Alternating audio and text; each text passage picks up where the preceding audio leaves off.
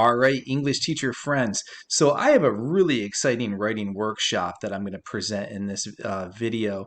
And the impetus was this. So I came in on a Friday morning to lesson plan, and I was going to do a little bit of Ozymandias and Sonnet 130 with my students.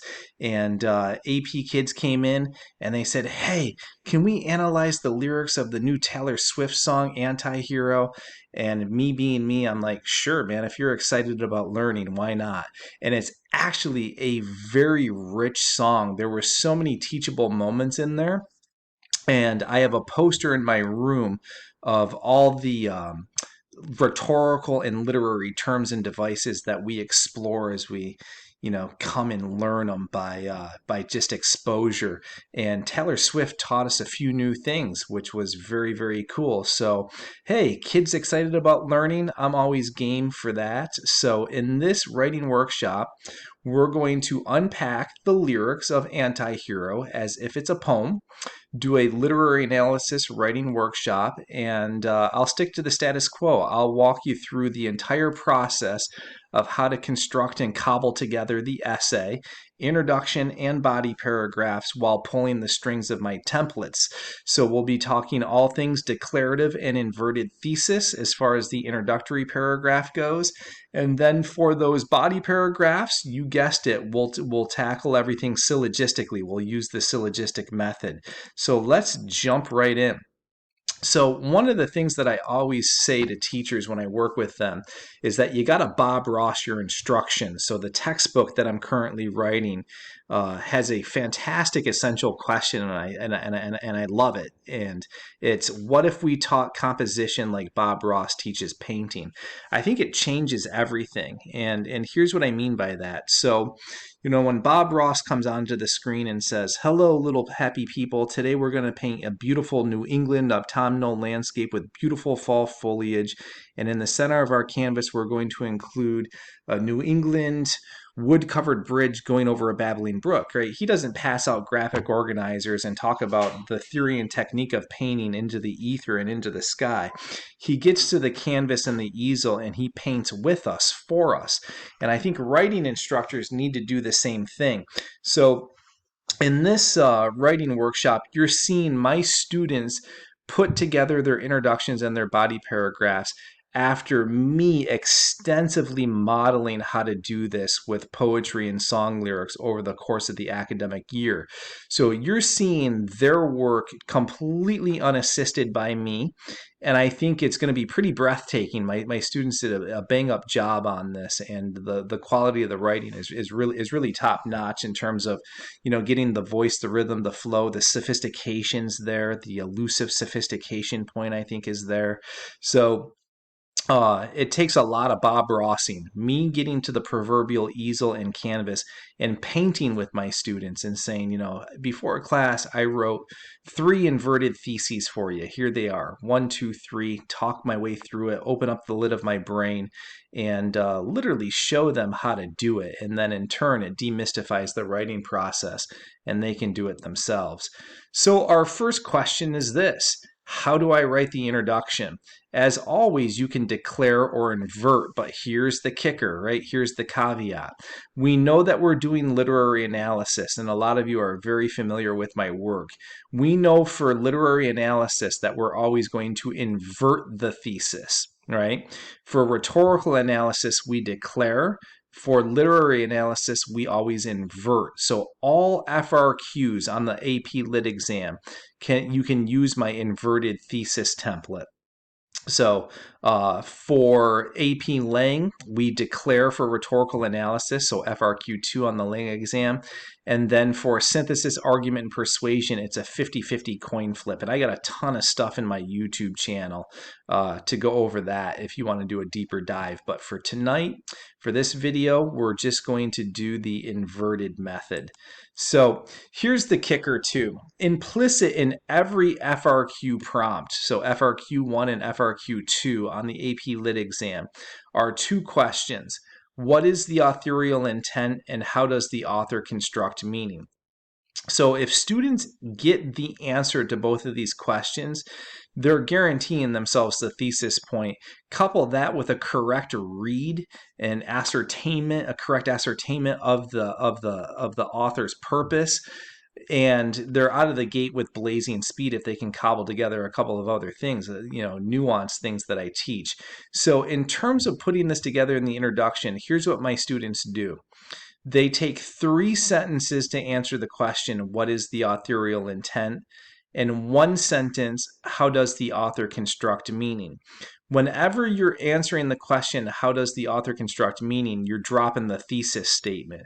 So this is going to be a straight up inverted thesis, and I'll show you what it means here. So this is the declarative, where you begin with the thesis, context, background, tier 2, sentence constructs, 4 sentences.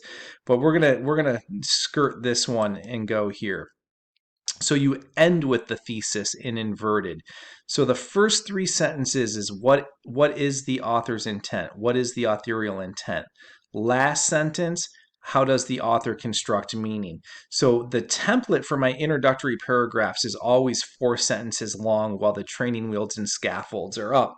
So you sprinkle in a little bit of thematic context and background. The other thing my students are going to do is you're going to see a fair amount of tier 2 level vocabulary. So since day 1 of the academic year, they've been participants in my Word Study Academy. There's a vocabulary void, and I try my best to fill it for my students. We do intensive word study, and by tier 2, I simply mean your average run-of-the-mill SAT level caliber word.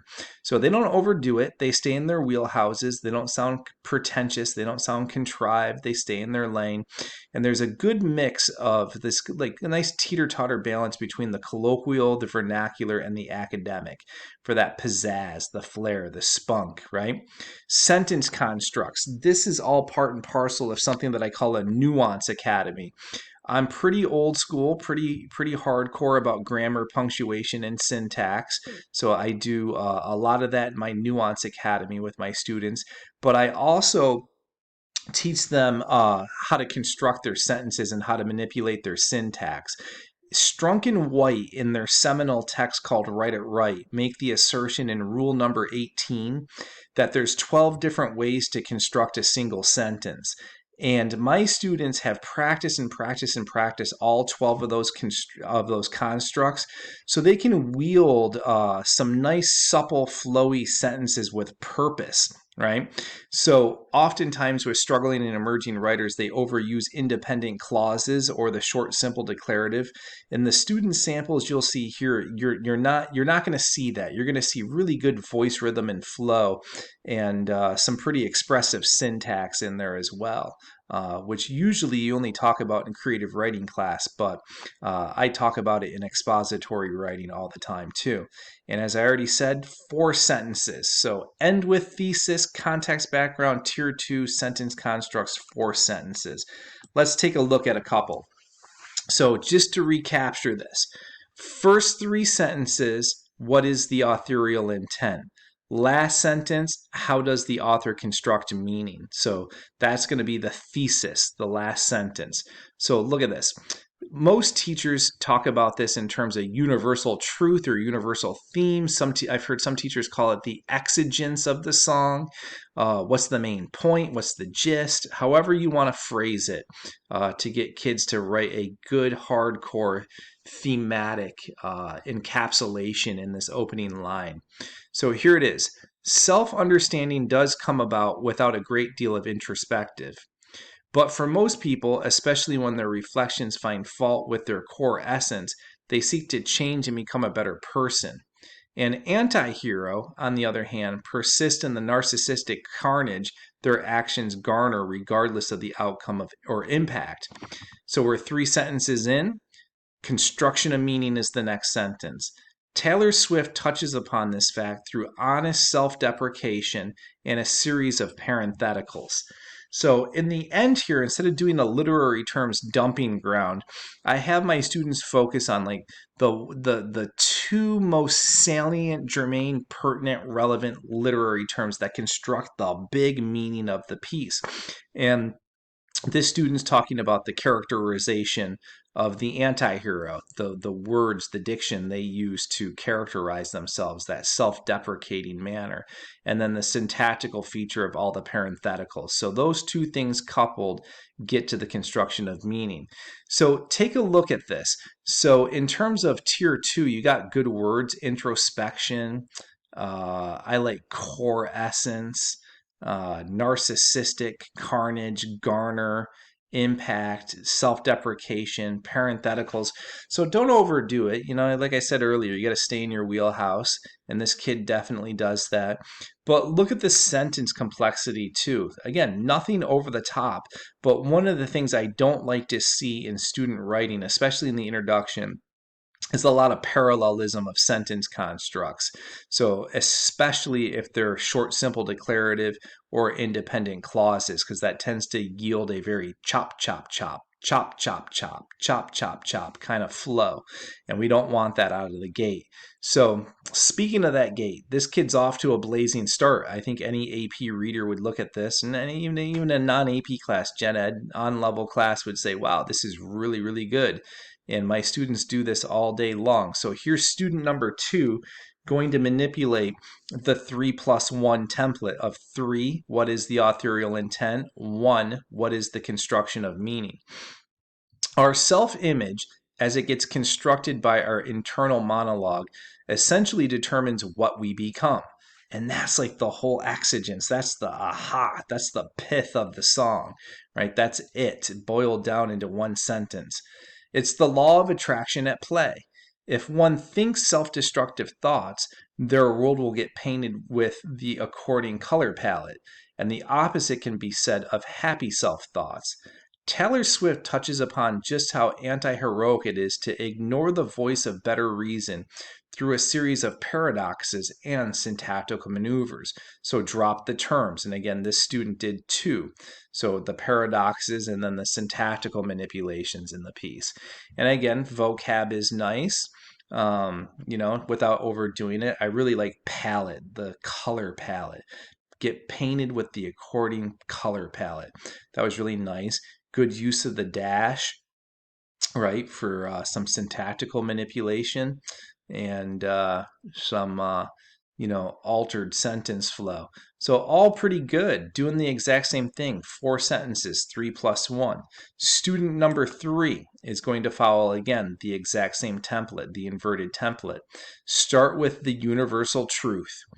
Typically, honest self-understanding liberates one from repeating painful histories over and over again. In many regards, one expects a hero to learn from their mistakes in order to conquer the next obstacle life throws at them. An anti-hero, conversely, stubbornly persists in spite of being a wrecking ball in virtually everyone else's life. Taylor Swift touches upon this irony through her protagonist's ruminating self-dialogue and syntactical manipulations. So always the literary terms and devices in that last sentence where you're answering the question, how does the author construct meaning? The first 3 sentences are getting at the authorial intent, which is a heavy thematic focus, right? So notice there's no plot summary, there's no quote, there's no regurgitation of the story. None of like the first thing Taylor Swift does and then the second thing and then the third thing. So we don't get into any cliff note summation in the introduction. So that's that for the introduction for anti-hero. And I think you can see, you keep that vocab up without overdoing it, and manipulate the sentence constructs, house it all in 4 sentences, 3+1, you're off to a really good start. So the next question is this: how do I write the body paragraphs? Well, as always, you proceed syllogistically, and that's the glory of my template of the syllogistic method. It works across the expository modes. So even though our students for this paper are doing literary analysis, The syllogistic method works for rhetorical analysis, argument, persuasion, synthesis, and even research. Every single time kids can do this. So I'm not going to do a deep dive into the syllogistic method in this video. You can backtrack and go into my YouTube channel and really get a good history on inductive and deductive reasoning with a whole bunch of models and exemplars. I'll just suffice it to say that, the syllogistic method is rooted in the Aristotelian tradition. Aristotle ran a school called the Lyceum, and the rich aristocratic boys would go there to learn about polemics, oration, debate, wordsmithing, word wrangling. And he coached them on how to use the syllogistic method to sustain their clear, cogent lines of reason, right? Or line of reasoning. And we do the same as composition instructors. We want, real clear, supple, fluid lines of reasoning. So he gave his students a template that looks like this. He said, guys, argue, premise, conclusion. Keep it mathematical, keep it computative. So as an example, let me give you this. If I were to say in premise 1, arsenic is deadly. Premise 2, my dog ate arsenic. Conclusion, my dog is going to die. You would nod your head and say, yeah, Christian, you're being absolutely cogent there. That makes total sense. Very logical, very well reasoned. In student writing, and I'm going to do a webinar on this right around exam time. What students typically do is only offer the second premise. And that's why when we read things, we're like, damn, why is it so plot heavy? It's because they're starting with their textual support. They're not even meeting the demands of the assignment. They're writing plot analysis, not literary analysis. So we have to be very mindful of what we do in this first premise.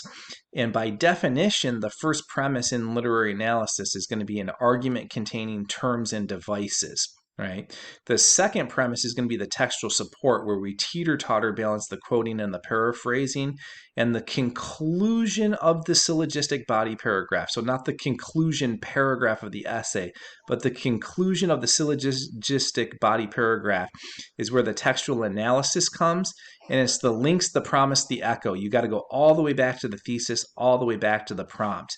And good test takers ask good questions, and they say, Mr. Kuhn, you want 4 sentences for an introduction. How many sentences do you want for a body paragraph? And I tell them, shoot for 10 to 12. The first premise is going to be 3 sentences long. So every time my students use the template, no matter the expository mode, first premise, 3 sentences long. And here's the reason. The College Board on FRQ 1 for synthesis says your argument must be central. Keep the centrality of your argument.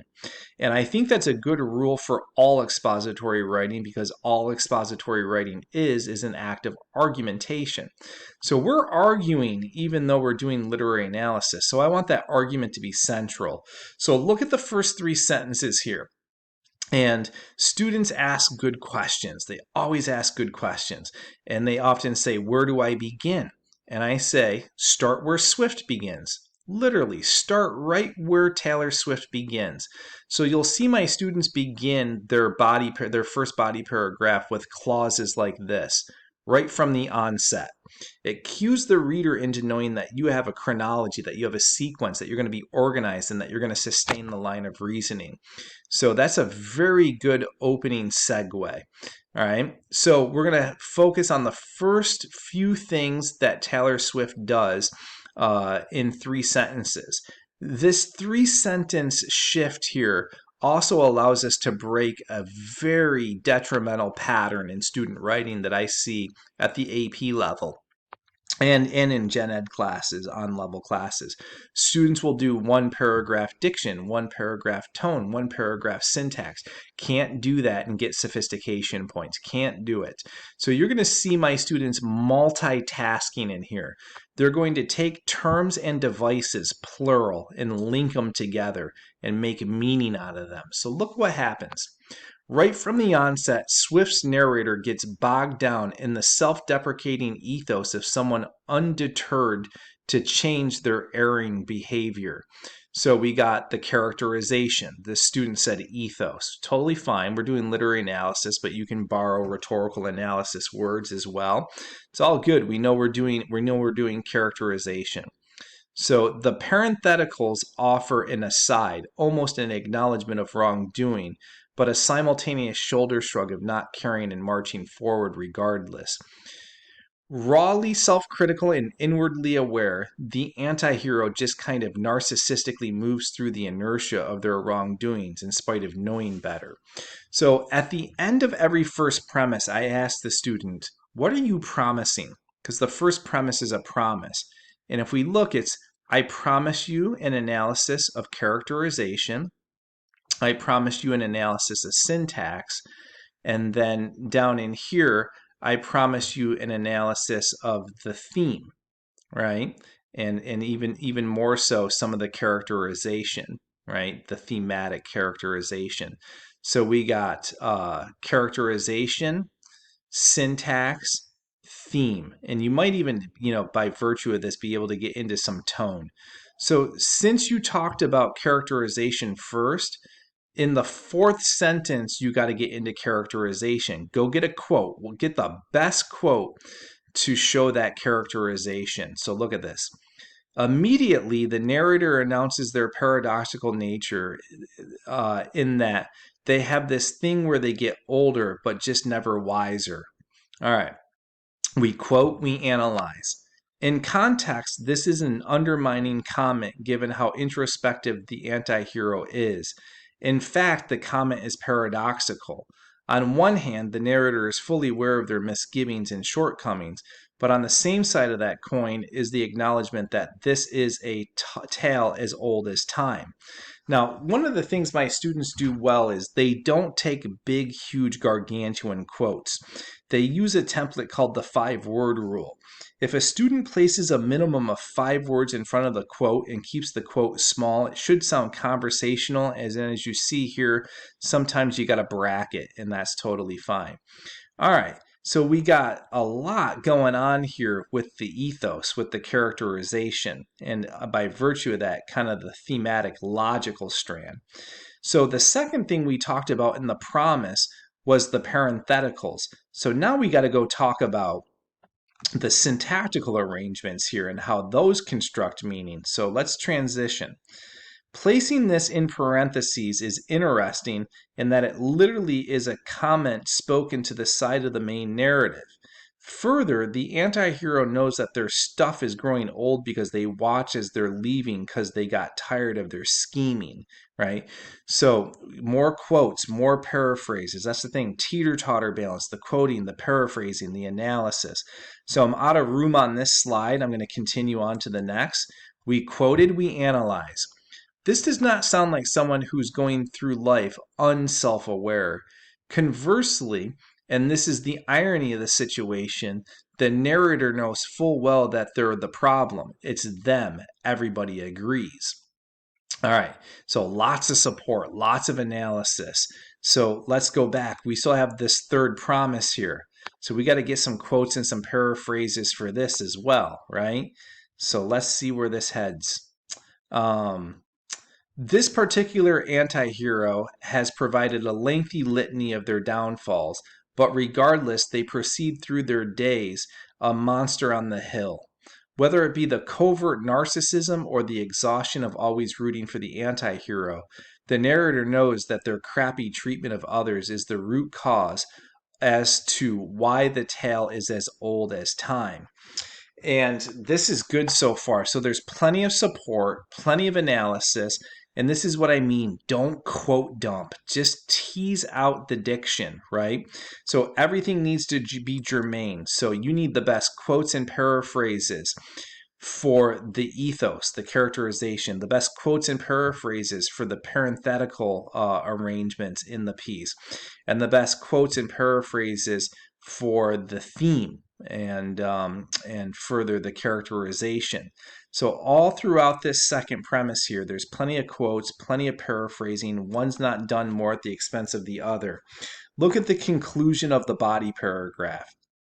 Strange as it may appear, the reflection is there to adequately see the shortcomings, but the egocentric drive of the anti-hero precludes change from occurring. The refrain is 100% correct. The problem rests squarely with them. and we are done. So that takes all of about 12 sentences. So what do you do next, you might ask? And the question is, bust out another syllogism.